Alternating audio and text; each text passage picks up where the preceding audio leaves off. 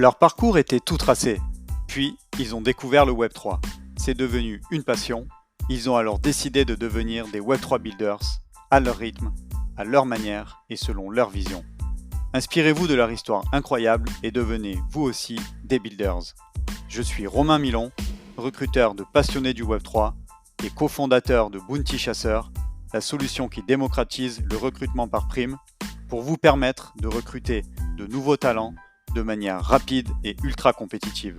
Contactez-moi pour déposer votre première offre sur bountychasseur.com. Avant ce nouvel épisode, je tenais à vous préciser que nous ne donnons pas de conseils en investissement financier dans ce podcast. Je vous rappelle aussi que tout investissement dans les cryptoactifs et les NFT comporte des risques et peut entraîner des pertes en capital. Soyez prudents et faites toujours vos propres recherches. Bonjour à tous, très heureux de vous retrouver pour ce nouvel épisode de Behind the Chain. J'espère que vous êtes en pleine forme. Aujourd'hui, je reçois Cyprien Claudez. Il est fondateur et game director de Cardomance. Comment tu vas, Cyprien ? Salut Romain, écoute, ça va très très bien. Beaucoup de choses en ce moment, ça bosse bien, le projet avance bien. Merci pour l'invitation sur le podcast et bonjour à tous ceux qui nous écoutent. Super, tu vas avoir plein de choses à nous raconter. Alors comme tu le sais, on rentre tout de suite dans le vif du sujet. Est-ce que tu peux nous dire ce que tu faisais avant d'arriver dans le Web3 ? Yes, let's go. Écoute, moi ça a été un gros switch parce que je viens du monde du marketing digital. Donc j'ai fait un peu mes armes dans plusieurs grands groupes sur ces sujets. Et puis après ça, j'ai eu une première expérience entrepreneuriale puisque j'ai monté ma boîte sur ces sujets-là. Et donc une première boîte qui s'appelait Maginette sur laquelle on faisait de la formation et de l'accompagnement sur les sujets marketing digital. Pour te donner un ordre d'idée, entre 2019 et 2021, on a formé un peu plus de 500 personnes sur ces sujets. Donc des grosses entreprises, même beaucoup de grosses agences marketing aussi en France. Voilà, donc écoute, c'est toujours un plaisir de parler en public. Moi, j'ai fait beaucoup de formations, organisé quelques webinaires, du coup pour cette précédente activité. Puis j'ai complètement switché sur le Web3 et dans le monde du gaming. Effectivement, on sent que tu as l'habitude de parler en public. Du coup, est-ce que tu pourrais nous expliquer comment tu as découvert le Web3 ça a été quoi ton point de bascule dans cet univers ? Est-ce qu'il y a un événement marquant ? C'est des proches qui t'en ont parlé ? Voilà, c'est un premier investissement dans la crypto. Est-ce que tu peux nous détailler ça ? Écoute, alors j'ai toujours été un peu geek, donc ça fait très longtemps que j'ai entendu parler. Alors peut-être pas non pas du Web3 parce qu'on n'en parlait pas comme ça à l'époque, mais des crypto-monnaies en tout cas. J'avais testé un petit peu à l'époque les premiers jeux NFT, donc CryptoKitties, Gods Unchained, etc. Alors, en tout cas, pour moi, ça a été les premiers. Je sais pas si vraiment sur le marché, ça a été les premiers jeux. Après ça, j'ai eu une grosse pause puisque forcément, j'étais à fond dans mon activité et la première boîte. Et puis, j'ai eu un peu un retour aux sources quand j'ai un de mes très bons amis qui a monté un club d'investisseurs. Donc, il me racontait un petit peu son activité, ce qu'il faisait avec tout ça. Et puis j'ai eu un déclic quoi parce que voilà, je connaissais déjà un peu le gaming NFT. Moi, ça faisait très longtemps que je m'intéressais au monde du gaming et que j'avais envie de switcher pour travailler dans ce monde-là parce que c'est un monde qui me passionne et il y a énormément de choses à faire dedans, que ce soit en termes d'e-sport, que ce soit en termes de simplement d'expérience en jeux vidéo. Et donc voilà, quand j'ai entendu parler un peu de ce monde-là, des NFT, j'ai eu un déclic. Je me suis dit ok, il faut vraiment que je monte un projet là-dedans. Moi, je commençais déjà à me former au game design, à la création de jeux vidéo. J'avais déjà plein d'idées que je voulais réaliser. Il y avait un petit peu, si tu veux, le truc qui me manquait, si tu veux, avant de switcher, c'était un peu la carotte business. C'était voilà, un potentiel business suffisant pour que je switch de l'un à l'autre. Et voilà, je me suis dit, clairement, c'est maintenant. Il y a plein de choses à faire avec les métavers, le gaming, l'e-sport dans le Web3 qui est quasiment à l'état de néant aujourd'hui. Donc voilà, j'ai commencé à monter une petite équipe et puis on a monté de zéro un studio de jeux vidéo blockchain et on en est là où on en est aujourd'hui. Tu étais gamer toi à la base ou pas du tout ? Ouais, je suis un gros gamer, principalement sur des jeux de stratégie. Tu vois, j'ai fait beaucoup de jeux de cartes, beaucoup des RTS, des jeux comme ça. Sur des jeux de cartes, il y en a où je me suis même assez bien classé. Alors le plus récent, tu vois, typiquement c'est Gods Unchained, alors qui est un de nos concurrents hein, sur les jeux de cartes blockchain. Et tu vois, j'étais dans le top 100 mondial. Je suis plutôt gros gamer sur les jeux de stratégie. J'ai beaucoup joué au poker, un petit peu aux échecs. Donc voilà, profite plutôt sur les jeux de stratégie, mais je suis gamer. Le gros du temps gaming que je passe, c'est vraiment sur playtester Cardomance et playtester les prochains jeux qu'on va lancer, et aussi une phase d'inspiration où en fait j'ai une expérience de gaming qui est un peu différente de ce que j'avais précédemment, puisqu'aujourd'hui je prends beaucoup de notes et j'essaie vraiment d'avoir un regard de créateur dans les jeux auxquels je joue, que ce soit du jeu vidéo, mais aussi du jeu de société. D'ailleurs, j'aime bien tester des jeux de société puisqu'il y a énormément de proximité avec ce qu'on fait dans le jeu stratégie. Donc c'est toujours intéressant d'analyser, de décortiquer les mécaniques de jeu, prendre des notes et essayer de s'inspirer de tout ça. Donc pour résumer, une passion pour les jeux de stratégie essentiellement, une première expérience entrepreneuriale dans le marketing digital. Donc aujourd'hui, tu as lancé ton projet. Est-ce que tu peux nous dire concrètement, voilà, comment tu as franchi le pas de l'intention à l'action? Qu'est-ce qui fait qu'on transforme finalement une passion en un projet entrepreneurial? Voilà, ça a été quoi les étapes? Ça a été quoi le déclic qui fait que tu t'es vraiment dit, OK, là j'y vais, avec qui et comment tu t'y es pris? Écoute, c'est assez dur parce que enfin mine de rien, tu vois, j'entreprends depuis assez longtemps. Alors bon, je t'ai parlé d'une expérience, mais c'est vrai que j'ai toujours finalement plus ou moins entrepris, toujours fait des side business, etc. Donc je me suis jamais vraiment posé de questions sur le passage à l'action. Tu vois, c'est toujours un truc que j'essaie de faire, enfin que je fais un peu à l'instinct et peu importe, même si j'ai quelque chose en cours, ça me dérange pas de jongler entre deux casquettes et de pas, enfin voilà. Moi j'aime bien. Je pense que j'ai cette mentalité aussi de doueur, de faire les choses et pas d'attendre qu'on me pousse ou je sais pas comment dire ça. Mais donc ouais, j'ai commencé directement à bosser sur le game design du jeu, à affiner donc les mécaniques du jeu de cartes.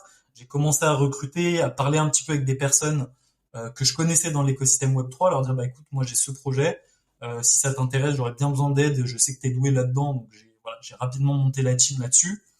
Et puis après, voilà, c'était la partie que je maîtrisais le mieux ensuite, c'était la partie communication, forcément, où là, bah, c'est monter les réseaux, commencer à recruter des illustrateurs pour pouvoir montrer des choses. Moi, ce que j'ai cherché, c'est qu'on ait des choses à montrer au public le plus rapidement possible, des choses qui soient jolies visuellement et qu'on soit pas dans, entre guillemets, un NFT de singe tout moche, tout pixelisé, mais plutôt voilà, des belles illustrations, des belles cartes, un beau template, un beau plateau de jeu, etc., pour montrer ce qu'on veut faire visuellement aux joueurs, commencer à créer une hype autour du projet et ensuite voilà continuer de build de notre côté ouais et voilà et pouvoir montrer tout ça. Donc vraiment si tu veux les premières étapes ça a été la création de communauté et pour ça bah on a dû créer une hype donc ça veut dire créer des assets visuels parce que ça passe beaucoup par ça montrer enfin ouais un peu si tu veux une proof of concept montrer un peu les premiers éléments de gameplay du jeu etc et puis ouais monter la team à côté. Tu peux nous décrire un petit peu dans le détail les contours de ton jeu, du coup, Cardomance, qu'est-ce que c'est quoi l'objectif et qu'est-ce que tu vas proposer de nouveau, de différent aux joueurs? Donc, alors, je vais juste peut-être revenir un petit peu comment dire, au bas de la pyramide, au fondement. Nous, on est avant tout un studio de jeux vidéo orienté blockchain, donc qui propose des jeux qui ont des interactions avec la blockchain, français, incubé en France, à Télécom Paris, mais avec une team plutôt internationale. Et effectivement, on a un premier jeu qu'on lance, qui sort fin d'année, qui est déjà en version accessible, en version alpha slash démonstration, pour les personnes à qui on donne accès. Donc c'est vraiment un petit groupe de personnes restreint. Qui est donc Cardomance, qui est un jeu de cartes dans un monde fantasy, qui est un jeu de cartes compétitif, un contre un. Et donc le but, c'est tout simplement de jouer des cartes qui vont être des créatures, des sorts, des armes, des pièges, des enchantements, avec comme objectif de réduire les points de vie de l'adversaire à zéro. Donc on est vraiment sur du jeu de cartes très classique, calqué pour ceux qui connaissent, sur du Hearthstone, sur du Magic, sur du Legend of Runeterra. Assez simple à jouer puisque tu peux jouer vraiment avec uniquement ta souris, t'as pas besoin de ton clavier, t'as besoin de rien. Donc c'est assez chill, c'est assez simple à jouer. Et après nous on apporte nos grosses innovations en termes de gameplay. Et si tu veux, moi je suis un gros malade, je suis un obsédé de tout ce qui est rejouabilité. Si tu veux, pour moi je considère qu'un bon jeu vidéo c'est un jeu vidéo qui est rejouable. Et typiquement tu regardes les meilleurs jeux du moment, enfin en tout cas les jeux qui sont le plus joués, typiquement League of Legends, qui est un MOBA voilà très connu, qui est numéro un dans le monde du jeu vidéo et en termes d'e-sport. Bah, c'est un jeu où tu fais 10 parties sur League of Legends, il y a aucune de ces 10 parties qui va se ressembler. Il y aura toujours des choses nouvelles qui vont se passer. Et donc ça, c'est ce qu'on appelle la rejouabilité. Et moi, je suis un gros malade de ça dans le jeu vidéo. Et c'est quelque chose que j'ai voulu qu'on apporte dans le gameplay de Cartomance. Et donc nous, on le fait par différents systèmes. On a un système de cataclysme, donc qui est plus ou moins aléatoire et qui vont changer et impacter le cours de la partie et qui va être différent d'une partie à une autre. T'as un système de talent des héros. Donc tu fais un peu évoluer ton héros au fur et à mesure de la partie. Alors là, je risque de perdre un peu les moins geeks d'entre nous, mais c'est important de l'expliquer. Donc ces talents, tu vas les choisir et les faire évoluer au cours de la partie en fonction de ce que tu as toi en jeu et en fonction de ce que ton adversaire a également en jeu, ce que tu as en main, etc. Donc voilà, on a vraiment apporté cette couche de nouveauté, de fraîcheur dans le gameplay par la rejouabilité. Et si tu veux, aujourd'hui, nous, notre projet, donc Cardamance, on vise certes le marché des gens qui s'intéressent déjà à la crypto, qui s'intéressent déjà au NFT, à la blockchain, puisque les cartes sont des NFT dans le jeu. Bon, c'est un peu la base du jeu, j'ai complètement oublié de le dire. Clairement, voilà, c'est peut-être le point important aussi à préciser. Dans Cardamance, les cartes sont des NFT, donc vous possédez ces cartes-là, elles sont dans vos toilettes, et vous avez la possibilité de les vendre, de les échanger, évidemment de jouer avec, de les louer à quelqu'un. Enfin voilà, vous êtes vraiment maître de ces cartes-là, et ça c'est la partie, si tu veux, modèle économique où on apporte là aussi une innovation avec quelque chose qui est plus juste pour les joueurs, qui est quelque chose qui manquait cruellement dans le monde du jeu vidéo traditionnel. Pour ceux qui connaissent un petit peu le NFT gaming, vous savez pourquoi ça existe.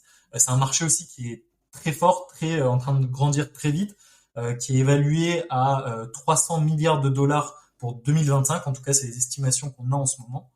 Donc il y a énormément de choses à construire. Les gros studios n'ont pas encore réussi à s'implanter sur ce marché-là. Et donc voilà, nous on est présent dessus et on construit et on trace notre chemin petit à petit dans ce monde. Quel est pour toi justement l'apport de la technologie NFT dans l'univers du gaming? Qu'est-ce qui fait que tu as voulu inclure cette technologie dans ton jeu et pas faire un jeu conventionnel comme on pourrait qualifier de Web 2? Écoute, pour moi, les NFT, c'est vraiment, enfin, alors les NFT ou une autre technologie, mais pour l'instant, les NFT, c'est vraiment une technologie qui est bien, qui est fiable et sécurisée, pérenne, qui permet de faire ça. Mais pour moi, c'est vraiment une évidence. C'est-à-dire que quelqu'un qui achète un skin dans Fortnite, donc un skin, pour ceux qui connaissent pas, c'est quelque chose qui va habiller votre personnage virtuel, habiller votre avatar.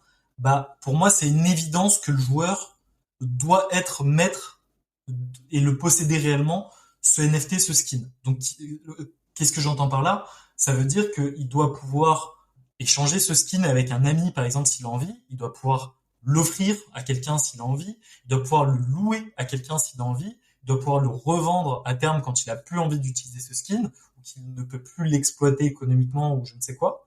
Donc ça, pour moi, c'est une évidence, si tu veux. Et ce qu'on se rend compte, c'est qu'aujourd'hui, les grands studios de jeux vidéo, ils pensent pas comme ça. Pour eux, c'est pas une évidence, hein, très clairement. Et donc, on se rend compte que, par exemple, si tu achètes un skin dans n'importe quel jeu, hein, bon, je reprends Fortnite comme exemple, t'es pas vraiment, tu l'achètes certes, tu l'as payé avec ton argent, mais t'en fais pas ce que tu veux. Alors que pourtant, quand t'achètes, si on compare avec le monde physique, si tu vas chez Zara et que tu achètes une veste, c'est logique que tu puisses la revendre sur Vinted quand t'as plus envie de la porter. Donc ça, pour moi, si tu veux, c'est une évidence, c'est quelque chose qui, voilà, on est convaincu que ça va arriver dans le monde du jeu vidéo et on est convaincu qu'il faut que ça évolue. Et donc la technologie NFT, si tu veux, tout simplement, elle permet de faire ça. Merci pour les précisions pour ceux qui sont un peu moins familiers avec cette techno. Tu pourrais nous donner maintenant un peu les métriques du projet. Je sais pas combien vous êtes à travailler dessus. Est-ce que vous êtes fundé ou pas? Ouais. Combien de users vous avez sur votre alpha? Et puis peut-être un petit peu aussi la timeline. Tu vois, c'est quoi les grands jalons à venir sur le déploiement du projet? Alors pour te répondre à ça, du coup, je vais commencer en te parlant un petit peu de l'équipe. Aujourd'hui, on est une dizaine de personnes à travailler sur le projet. On est 5 personnes à plein temps et 5 freelances à qui on fait appel, même peut-être un petit peu plus, hein, sur les freelances, c'est possible que je me gourre un petit peu sur les chiffres. Donc sur la core team, si tu veux, on a une personne qui gère la communauté, donc vraiment l'animation de la communauté, qui va par exemple leur proposer des challenges, des jeux chaque semaine, qui pilote aussi nos ambassadeurs, puisqu'on a une cinquantaine de youtubeurs qui ont créé du contenu. Donc si tu tapes aujourd'hui Cardamance sur YouTube, tu verras qu'il y a déjà une cinquantaine de vidéos qui ont été faites par des créateurs de contenu, des joueurs, des streamers sur Cardamance. Donc on se rend compte qu'il y a vraiment une hype et une attente autour du projet aujourd'hui. On a une personne aussi qui bosse avec moi sur le game design. On a un business developer. On a un social media manager, donc qui pilote nos réseaux sociaux. On a un CTO et on a un développeur de jeux vidéo, donc, développeur Unity, développeur C#. Donc ça, si tu veux, sur la core team. Après, on fait appel à pas mal de freelance. On bosse aussi avec une quinzaine d'illustrateurs aujourd'hui, qui sont plutôt des gros noms en termes d'illustration, donc qui ont bossé sur des grosses licences fantasy comme Magic the Gathering, comme Manarok, comme Gwent, comme Warhammer également. Donc ça, si tu veux, c'est pour la team. Évidemment, on est en train toujours de regarder pour faire grandir la team. Alors c'est compliqué parce qu'aujourd'hui, on est assez early dans le projet et on n'a pas levé des millions et on n'a pas encore cherché à lever des millions contrairement à d'autres projets aussi. Voilà, on fait comme on peut à ce niveau-là.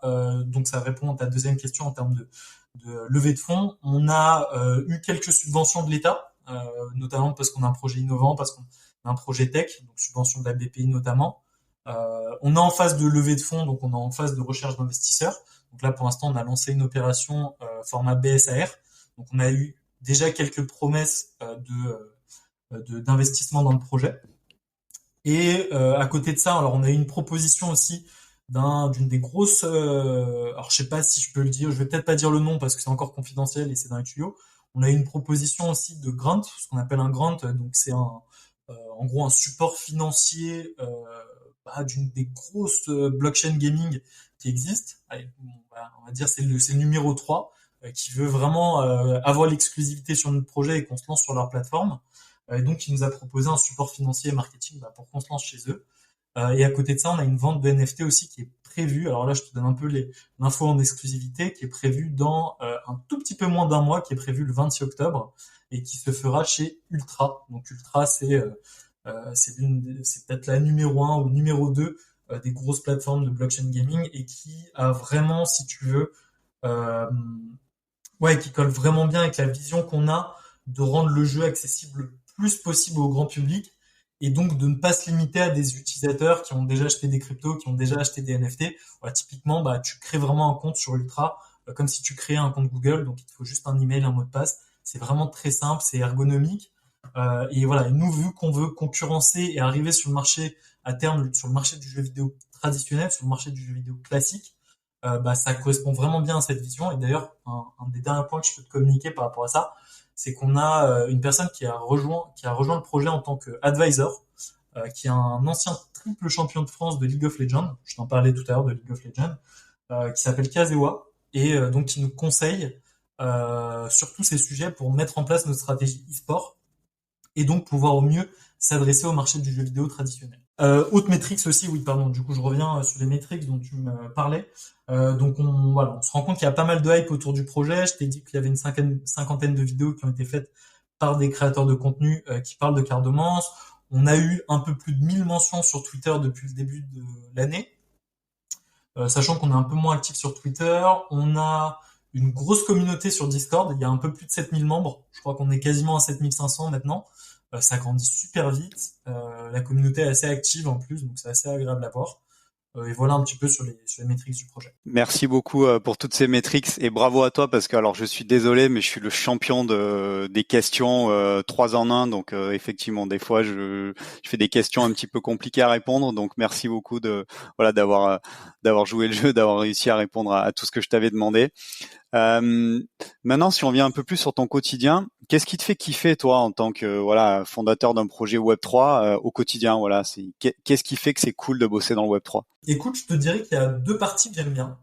T'as toute une partie qui est la construction, donc qui est mon rôle de game director, qui est en fait vraiment de piloter tous les axes de la création du jeu vidéo, donc faire sortir de zéro un jeu vidéo. Donc c'est piloter la partie game design, c'est piloter la création du trailer du jeu vidéo, c'est piloter la création, le développement du jeu vidéo en lui-même. Donc par exemple aller tester le jeu et faire des petites itérations comme ça. Donc se dire tiens, on peut rajouter un peu de feedback ici, on peut faire trembler au moment de l'impact, on peut faire trembler telle carte, on peut rajouter tel son à tel moment. Donc si tu veux toute cette petite partie de faire sortir le jeu vidéo de sous terre, de tester aussi les mécaniques puisqu'on organise beaucoup de sessions playtest. C'est un peu comme du jeu de société, donc en fait on a les cartes imprimées en mode carton et on les teste. Et ça, tu vois, c'est kiffant. Donc c'est vraiment, la partie qui me fait vraiment le plus vibrer, c'est cette partie-là. C'est mon rôle de game director. Et puis après, t'as le rôle de CEO aussi que j'aime bien. Je sais pas si je me verrais, tu vois, dans 5 ans, gérer une énorme boîte avec 200, 300 salariés. Par contre, aujourd'hui, on a une petite équipe de passionnés et ouais, c'est kiffant de bosser avec eux au quotidien, de un peu s'appuyer sur les forces, les faiblesses de chacun, d'essayer d'être toujours à leur contact, de sentir ce qu'ils aiment faire aussi. Ça, c'est quelque chose que j'aime bien. Ce serait quoi le meilleur conseil que tu pourrais donner à quelqu'un qui, comme toi, aimerait lancer un projet, alors pas forcément concurrent, mais un projet Web3 au sens large? Voilà, ce serait quoi le meilleurs conseils que tu pourrais lui donner? Bah écoute, déjà, projet concurrent ou pas, c'est très bien. Au contraire, je pense il faut du monde qui crée des belles choses dans le NFT gaming. On peut pas être seul à faire bouger les murs, donc il faut créer des projets NFT gaming. Ça, enfin, c'est important et on est plus pour qu'il y ait des concurrents plutôt qu'il y en ait pas, parce que si on était seul là-dedans, au contraire, il y aurait peut-être pas les regards qui se tournent vers ce monde-là et nous, on veut que les mentalités évoluent, donc c'est important. Ensuite, ouais, sur les conseils. Aller dans les Discord, le Web3, ça fonctionne beaucoup avec les Discord. Parler dans les communautés, échanger avec les gens, discuter, commencer à rallier ne serait-ce que 5, 10 personnes sur votre projet, et puis surtout passer à l'action, quoi. Je pense que dans l'entrepreneuriat, c'est peut-être ça le plus important, c'est ouais, passer à l'action, pas créer dans son coin. Enfin, c'est passer à l'action, mais pas créer dans son coin. C'est-à-dire que essayer d'avoir des feedbacks le plus tôt possible. On parle de confronter un projet à une réalité marché. Je pense que c'est la base de tout quand on lance un business. Alors j'imagine que tu vis forcément ton projet à 100% et que que tu manges en pensant à ton projet, que tu dois, j'imagine, t'endormir en y pensant. Si tu devais nous parler d'un autre projet que tu suis particulièrement en ce moment ou qui t'a peut-être même inspiré pour lancer ton propre projet, tu me parlerais de quel projet justement? Écoute, c'est dur parce que je fais honnêtement, j'ai moins de temps qu'avant pour faire de la veille, donc c'est compliqué. Alors bon, je t'ai parlé un petit peu d'Ultra et je pense que ça peut être intéressant de te reparler d'Ultra parce que Ultra c'est vraiment ouais, c'est vraiment une super plateforme, je trouve. En fait, si tu veux, ils sont en train de construire le Steam. Donc Steam, c'est un portail pour télécharger des jeux vidéo, mais bon, avec plein d'autres fonctionnalités, des fonctionnalités communautaires, des liens avec du streaming et plein de choses. Bah, ils sont vraiment en train de construire, si tu veux, le Steam, mais version blockchain, donc accessible à des jeux qui intègrent des smart contracts, qui intègrent des NFT, des choses comme ça. Et clairement, c'est extrêmement connu. Hein, ils ont levé plein d'argent et c'est une team super talentueuse. Mais bon, déjà leurs équipes, elles sont super bienveillantes, elles sont super talentueuses. Et en plus, ouais, leur projet est super bien. Donc, et en plus, on va se lancer dessus. Donc, comme ça, j'en profite pour faire de la promo à nos partenaires également. Donc, ouais, Ultra, clairement, c'est un super projet. Et nous, on est à fond et on est amoureux, on va dire, de leur plateforme. On a vraiment envie de construire chez eux. Tu accepterais de nous partager une difficulté ou un échec que tu as pu avoir depuis le lancement de ton projet et surtout ce qui est intéressant c'est comment tu l'as surmonté et comment peut-être aujourd'hui même tu en fais une opportunité. Ouais, carrément. Alors, on a une difficulté marché que je pense beaucoup d'entrepreneurs du Web3 connaissent, qui est le bear market, donc le crash des crypto-monnaies qui a eu lieu, je crois au tout début d'année, et qui forcément fait que énormément de personnes se sont détournées de ce marché-là, qu'il y a beaucoup moins d'argent aussi dans ce milieu-là, beaucoup moins de créateurs et de talents, enfin, qui se sont détournés, des personnes qui étaient actives, qui testaient des jeux dans ce milieu-là aussi, qui se sont détournées des projets. Et aussi, d'ailleurs, dans l'écosystème Play to Earn, donc des jeux NFT, il y a eu tellement de projets. Alors c'est normal, hein, quand il y a une nouvelle technologie, il y a beaucoup de mauvaises intentions, beaucoup de malice. Et il y a eu énormément de projets, un peu foireux, quoi. Donc soit des créateurs qui se barrent avec la caisse, soit des jeux qui sont nuls à jouer et du coup les gens sont là que pour l'argent. Donc forcément, quand les joueurs ne viennent plus, il y a plus d'argent et donc le jeu se casse la gueule. Donc aujourd'hui on les repère très facilement. Mais il y a quelques mois, quand personne n'était éduqué sur ces sujets, forcément, il y en a beaucoup qui en ont profité.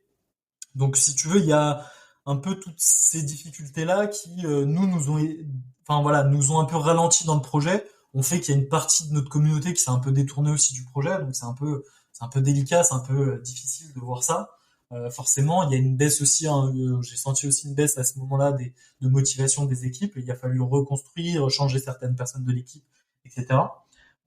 Et on a dû complètement revoir la stratégie qu'on avait prévue pour la levée de fonds. Donc on avait prévu une levée de fonds en ICO, donc créer un token et vendre une partie de ce token-là. On sait que c'est quelque chose qui fonctionne très bien, qui aurait très bien fonctionné, et on aurait eu honnêtement, je pense, aucun problème avec l'état où on en est et la hype qu'on a autour du projet à lever quelques millions sur le projet, ce qui nous aurait vachement aidé à faire plus de marketing, à faire grandir l'équipe et donc à développer plus vite Cardomance et à développer aussi nos autres jeux qu'on a prévus. Voilà. Mais ça, malheureusement, c'est plus compliqué dans un contexte de bear market parce qu'il y a moins de talent, moins d'attention et moins d'argent. Donc on a dû retourner un petit peu plus système D, consolider un peu dans notre coin et attendre un petit peu plus d'être prêt avant de faire une levée de fonds. Et donc là, aujourd'hui, on se tourne vers une levée de fonds un peu plus traditionnelle, non pas en ICO, mais avec de la vente de NFT à un côté, qui sont des NFT utilitaires, qui sont donc des NFT qui ont une utilité dans le jeu. Donc, pour être très concret, tout simplement des cartes qui vont être jouables dans le jeu. Et deuxièmement, une partie un peu plus levée de fonds traditionnelle, donc avec des subventions, des business angels, un peu voilà, de copains et de la famille aussi qui investissent. Donc là, on est en seed round, et puis l'objectif, c'est de faire une seconde levée de fonds dans 1 an et demi à 2 ans, un petit peu plus sérieuse cette fois, avec quand on aura un ou deux jeux de lancés.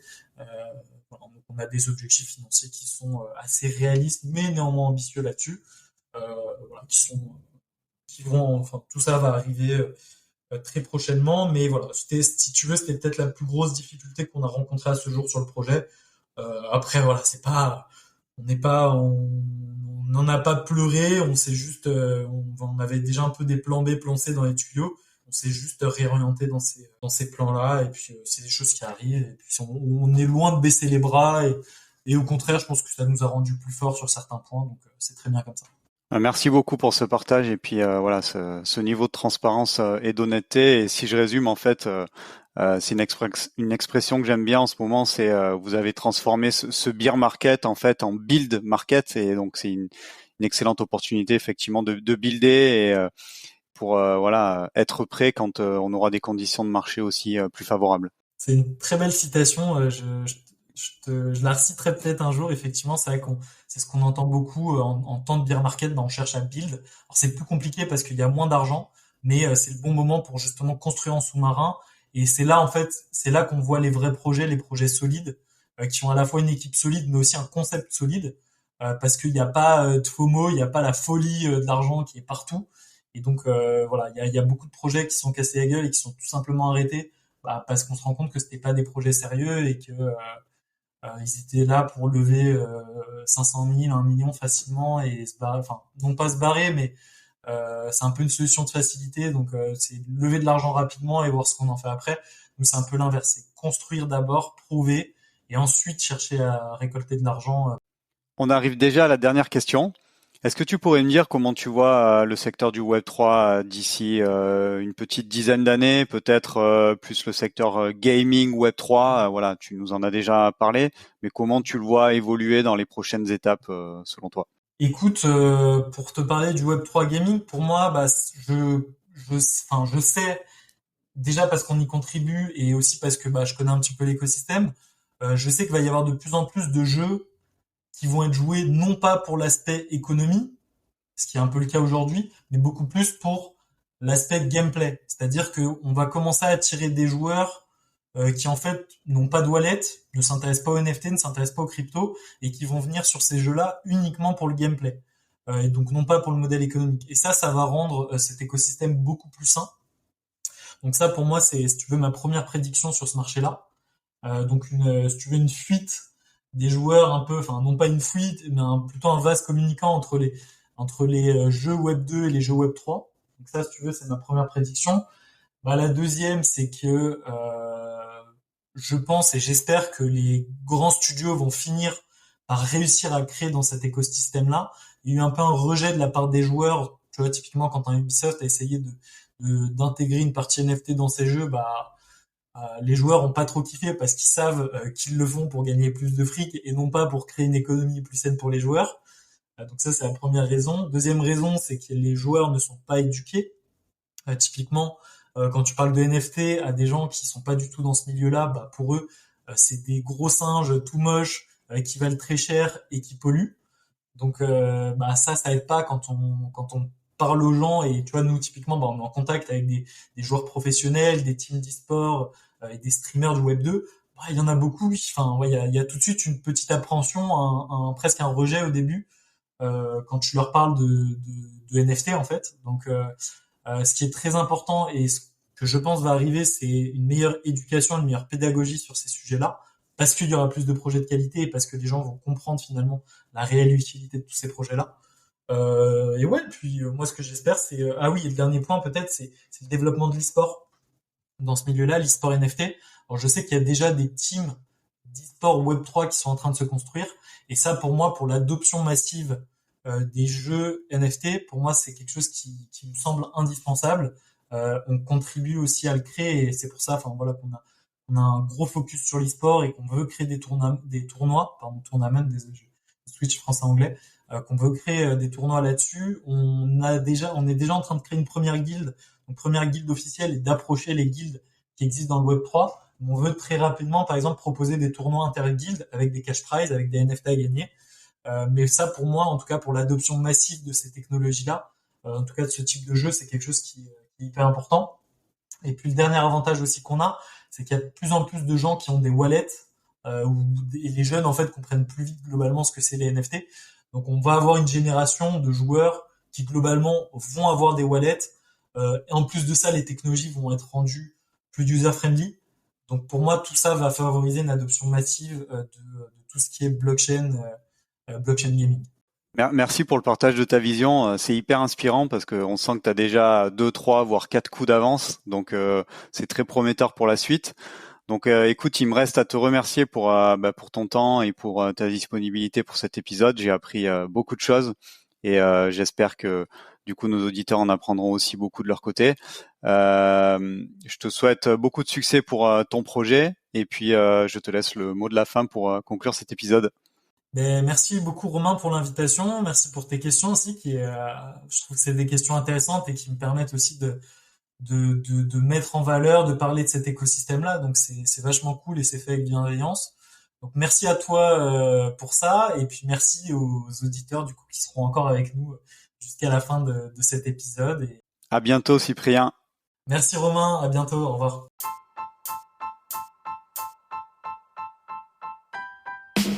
Merci d'avoir écouté cet épisode jusqu'au bout. Pour m'aider à propulser ce podcast, je vous invite à me laisser la meilleure note possible ainsi qu'un commentaire sympa. À très vite pour découvrir un nouveau talent du Web3.